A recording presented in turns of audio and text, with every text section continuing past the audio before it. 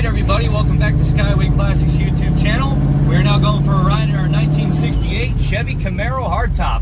Of course, you know we have a lot of first-gen Camaros in our mix. This one we have here featuring a very nice red exterior, as you can see. Of course, it does have the D91 silver stripe on the front.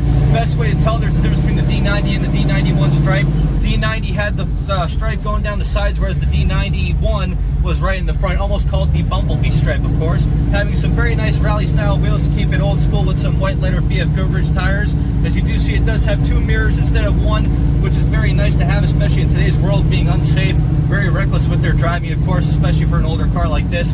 We like to show the true respect for our cars. Of course, we do have a nice 2-inch Cowl induction hood to give it a little bit more sport to our mix, as well as the rear spoiler in the back, which a lot of first-gen Camaros have. But other than that, as we move on to the inside, it does have a very nice 4-speed manual, appropriate style console. As you can see, we do have some upgraded gauges in the upper side of the console to really give it more of an accurate feel. Still having the appropriate style Delco radio, and of course, having our stock gauges, which is basically our speedometer, as well as our gas gauge. Also have that very nice little tachometer in the middle there, which really does make it a little bit of a more accurate description of what kind of RPMs you're riding at.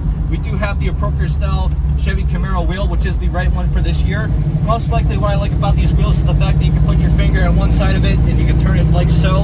Very easy, very simple of its time. Of course, it does have the standard style package, which means having the appropriate style of red interior with the bucket seats, appropriate door panels, and you can even see they added the shoulder belts to give you a little bit more of a safer ride.